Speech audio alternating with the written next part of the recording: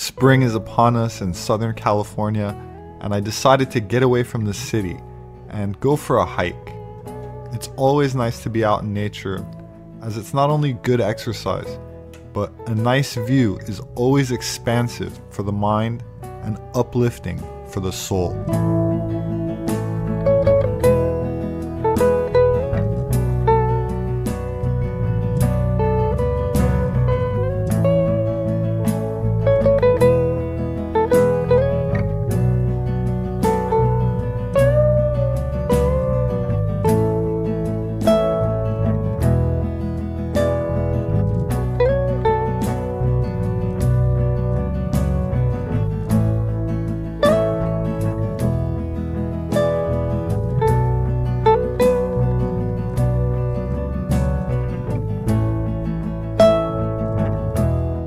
And as it often turns out, even when I'm secluded in nature, to get away, I'm sometimes recognized, which just lets me know that all the hard work I put in is paying off.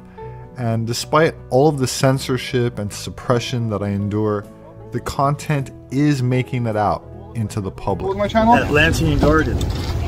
And we have another one. I have to get the name. I'm subscribed to Atlantean Garden, but mine is the main one that I use, Robert Sepehr. Robert Sepehr, yeah. Well, I'm glad. I'm always happy to be recognized because it means the content's getting out there. Yeah, it's great, man. And I'm only subscribed to like 6 channels, and that's one of them. Awesome. So you just recognized me right now, or right when we came up? Right now. I heard the voice. Oh, you got me from the voice, huh? And then I saw your face. I was like, oh, that's that guy. I think it's the glasses.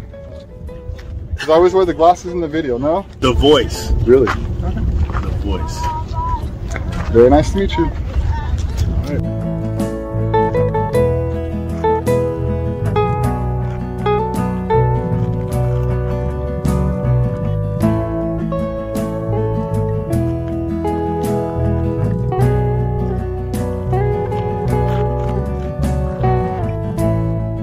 In mythology, there are many gods and goddesses, and while some have attributes of individuals who at one time may have existed, they are esoterically symbolic, representing forces of nature and intelligences, which were not meant to be taken literally as if they were a person or lived the stories and experiences that they're portrayed in the myths and legends.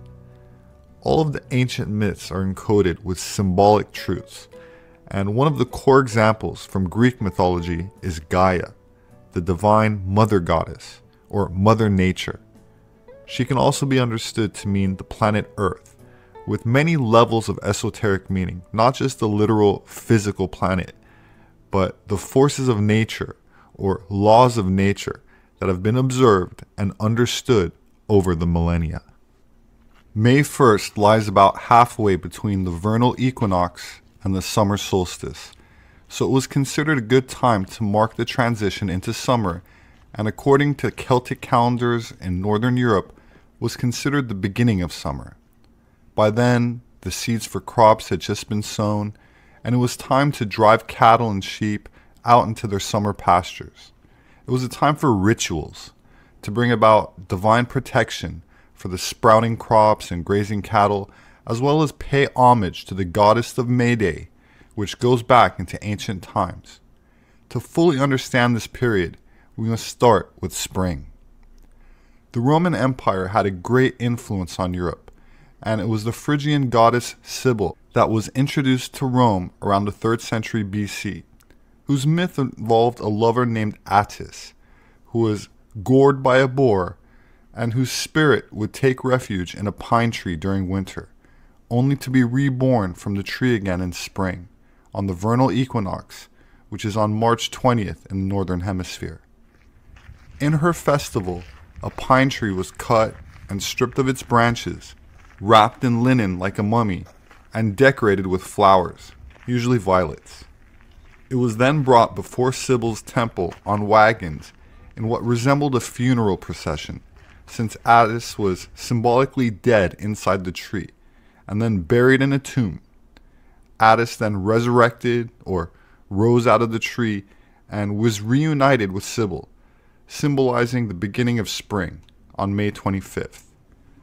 The tree was then erected before Cybele's temple, and the people celebrated around it until April 1st, which may be the origin of our April Fool's Day, as the celebration was filled with joking and laughter. This leads us to the May Day festivals, where the spring goddess transitions into summer, before later transitioning into the old woman of winter. On May 1st, the erected and resurrected pole of Attis, which also acted as a phallic symbol, was decorated as the May pole. This annual spring transition of goddesses forms the background to the tradition of the May Queen, where a contest was held and the winner was crowned and married to the May King, marking the reunion of Cybele and Attis. In Bavaria, this king was known as Father May, in Austria as Green George, and in England, the Green Man.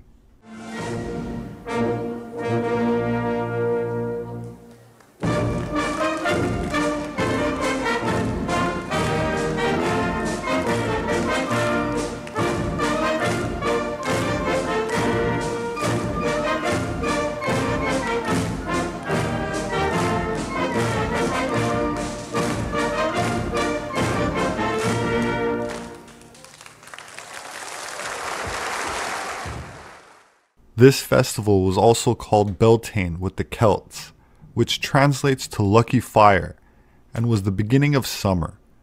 Traditionally, in most countries of Northern Europe, the May Day bonfire ritual was at least as important as the maypole ritual, whereas vernal equinox holidays celebrate the anticipated victory of spring and fertility. May Day, being halfway between the equinox and the summer solstice, was when the sun's waxing light and warmth is more clearly felt, and celebrates and guarantees the full-blown forces of summer. Generally in mythology, fire is a purifying and cleansing agent, which enables it to destroy the causes and manifestations of evil. Fire is therefore an agent of transformation. The sun is thought to be made of fire, meaning that fire on earth is just a lesser manifestation and representation of the same solar substance, which is divine by nature. In Gaul, the Wicker Man is a giant effigy that, according to the writings of Julius Caesar, was used by the Druids to perform human sacrifice by filling it with criminals and lighting it on fire.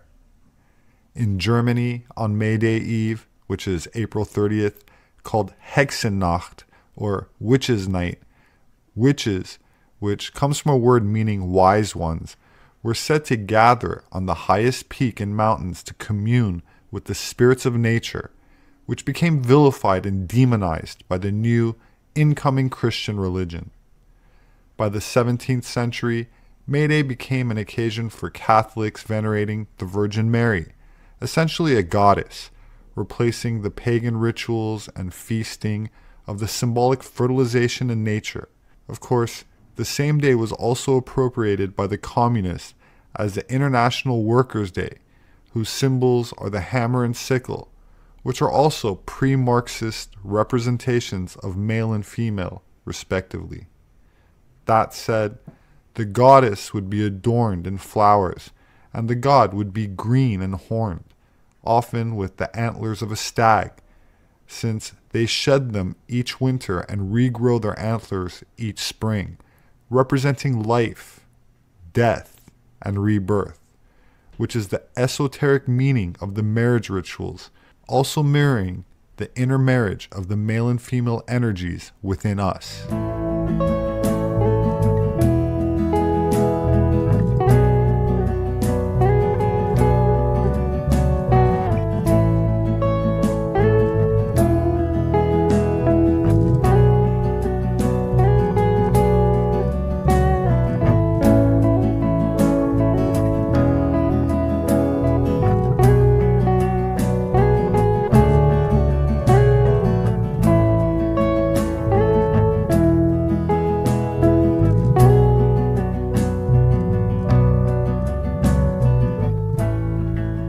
Merging of red and white ribbons meaning the menstrual blood of the goddess, and male essence of the god, representing fertility, creativity, or creation, and the universal magic brought about in a cosmic orgasm.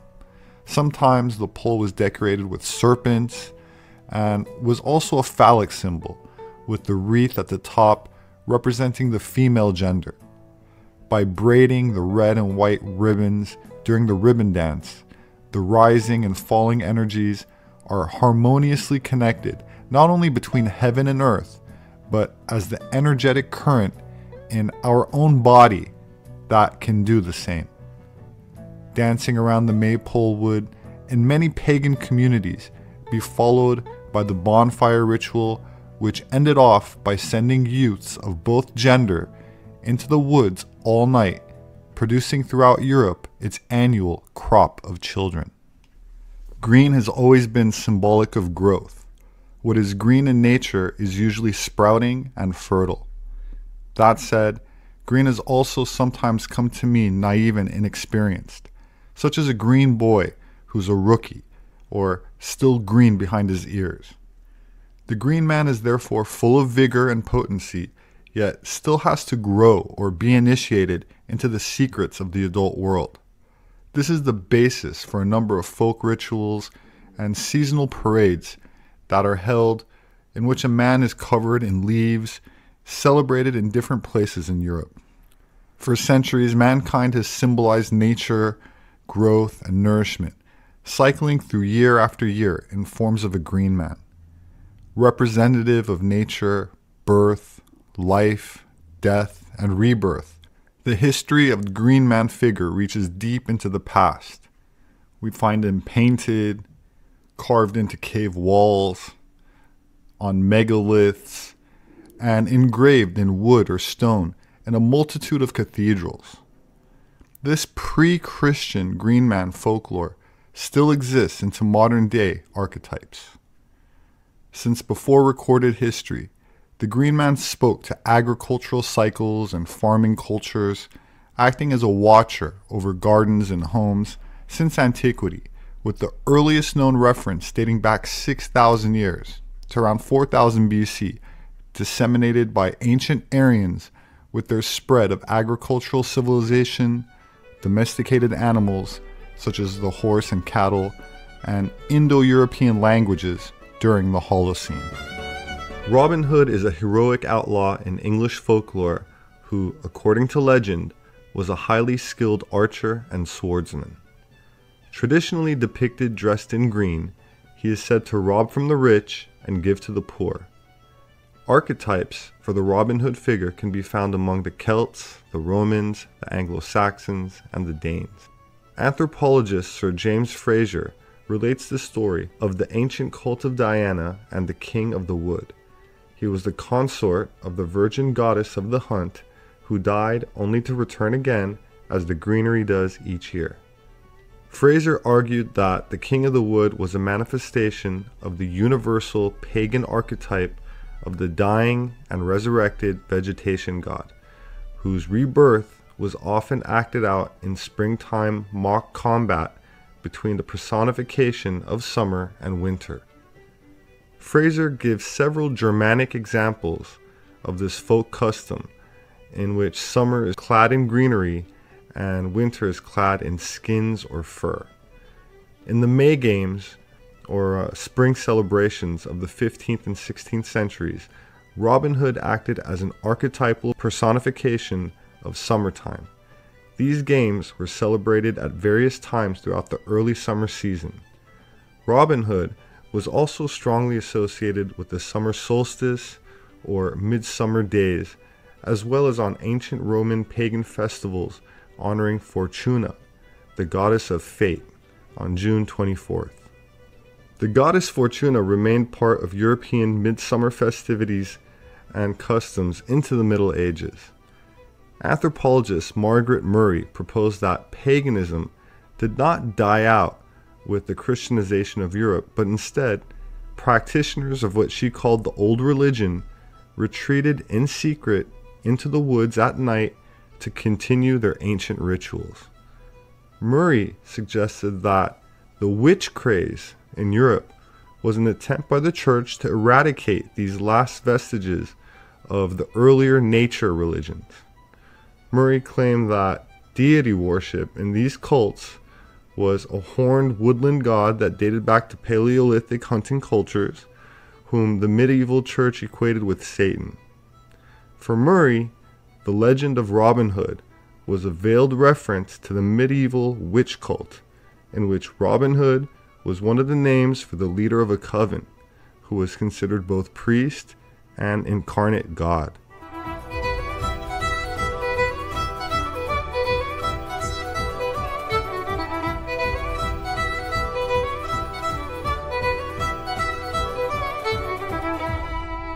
Around 4000 BC, during the warm Atlantic period, the Indo-European language was spread with the construction of stone observatories like Stonehenge, becoming a continental utility, just as the English language is now spread through the global utilities. Following food and crops, cattle-rustling northern Celtic culture traveled the Andronova corridor, merging with the goddesses' agricultural way of life. The Green Man is a farmer. Heretofore, farming had been predominantly a feminine activity. The Green Man combines Mother Nature with male features, symbolizing the steppe warrior becoming a plowboy, a male farmer. There are countless numbers of these Green Man symbols found all over the world, dating back thousands of years. The Green Man is ever present, everywhere. The Green Man is a proliferous symbol still used today. Popular characters Pan, or Puck, and Bacchus, all are from European centuries long past. Peter Pan, even the Jolly Green Giant. The Jack of the Green figure is associated with new growth in spring and with May Day celebrations. New images or old, the symbol of the Green Man lives on. Thousands of years, hundreds of generations have added and subtracted from his meaning, but one thing remains. As long as humans walk the earth, the Green Man will be watching.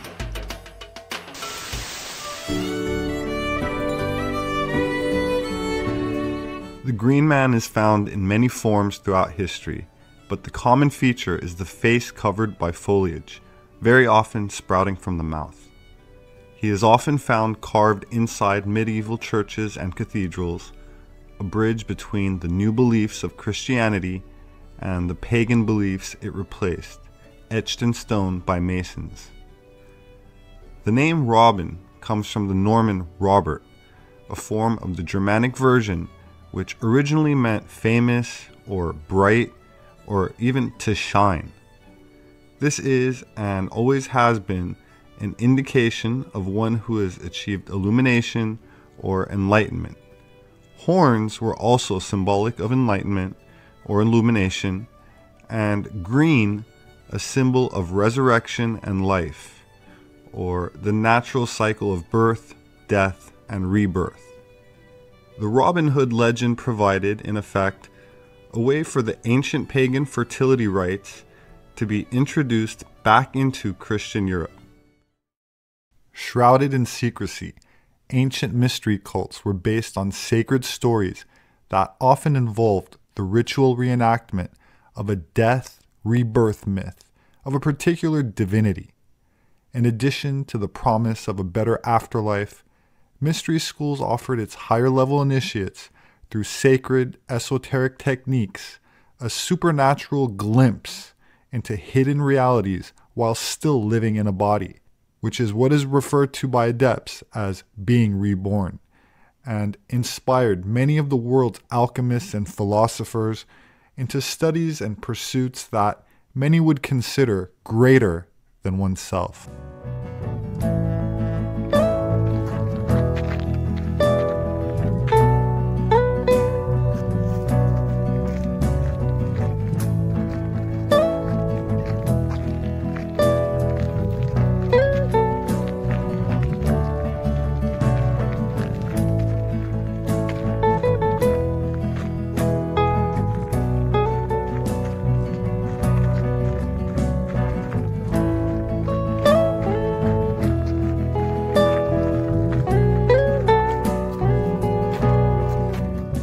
My name is Robert Sepehr. I'm an anthropologist. My published work is available on Amazon and through all other major book outlets. If you'd like to support my work, you can do that through patreon.com. There should be a link in the description. Please subscribe for future updates. Leave your thoughts below. Have a wonderful weekend, and I hope to see you again soon.